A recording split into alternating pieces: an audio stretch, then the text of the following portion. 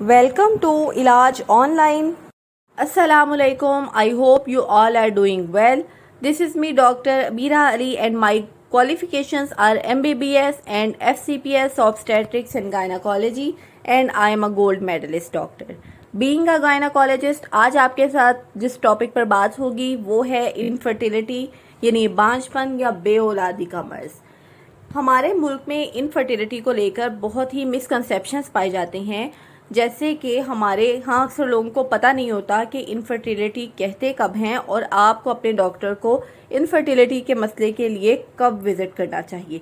जैसे हमारी ओपीडी में ऐसी लड़कियाँ भी आती हैं अक्सर अपनी मदर इन लॉ के साथ, जिनकी शादी को 6 माह या उससे भी कम का अरसा हुआ होता है और वो काफ़ी परेशान होती हैं कि उनको प्रेगनेंसी नहीं हो रही और उनको हमल के लिए मेडिसिन दी जाए, तो उनको पता ही नहीं कि डॉक्टर को उनको चेक कब करवाना है। और इसी तरह से हमारे यहाँ एक माशरती पहलू ये है कि इनफर्टिलिटी का ज़िम्मेदार सिर्फ़ और सिर्फ औरत को ठहराया जाता है, हालांकि इनफर्टिलिटी का प्रॉब्लम मेल या फीमेल और बाज़ औक़ात दोनों पार्टनर्स की तरफ से आ सकता है और इसमें किसी एक जेंडर को कसूरवार ठहराना बिल्कुल भी मुनासिब नहीं है। तो सबसे पहले हम देखते हैं इनफर्टिलिटी हम कहते किसे है। मेडिकली इनफर्टिलिटी या बेऔलादी हम तब कहते हैं जब एक कपल जिसमें मर्द और औरत दोनों ही सेहतमंद हैं बिल्कुल, और वो 1 साल तक रेगुलर फिज़िकल रिलेशन रखे हुए हैं और उसके बावजूद भी फीमेल कंसीव नहीं कर पाई, तो इसको हम इनफर्टिलिटी कहते हैं। तो 1 साल तक तो आपने बिल्कुल रिलैक्स होके वेट करना है और ट्राई करना है फॉर कंसेप्शन। आपको किसी रिपोर्ट की, किसी इलाज की ज़रूरत नहीं होती, जस्ट फॉलिक एसिड आपने लेना है। लेकिन अगर आपको 1 साल गुजर गया है, स्टिल प्रेगनेंसी नहीं हुई, तो फिर आपको अपने डॉक्टर को कंसल्ट करना है।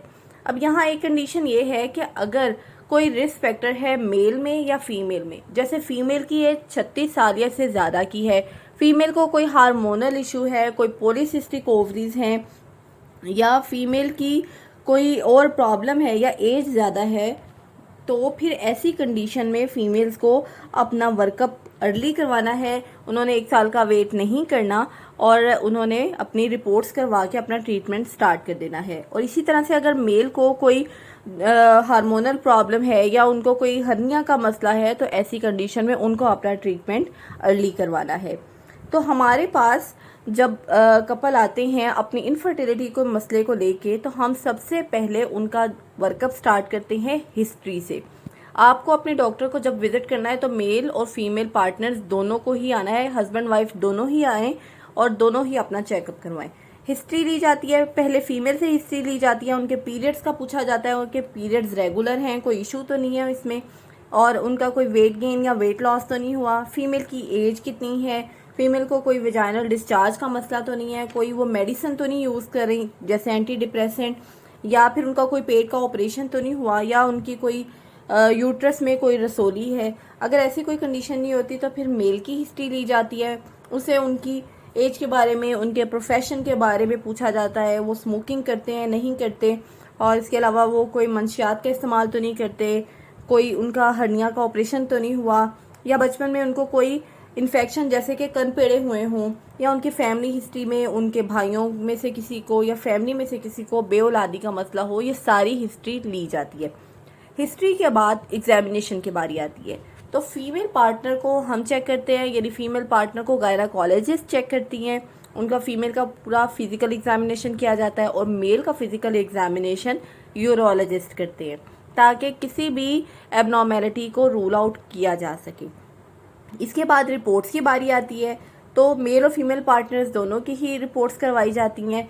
मेल की जो रिपोर्ट होती है उसको सीमन एनालिसिस कहते हैं, जिसमें हस्बैंड के जरासीम की तादाद देखी जाती है, उनकी क्वालिटीज़ देखी जाती हैं। और फीमेल की जो रिपोर्ट्स होती हैं उसमें अल्ट्रासाउंड और फीमेल के हार्मोनल टेस्ट होते हैं वो करवाए जाते हैं, उसमें अंडेदानी और बच्चेदानियाँ देखी जाती हैं। तो इस तरह से ट्रीटमेंट करवाया जाता है।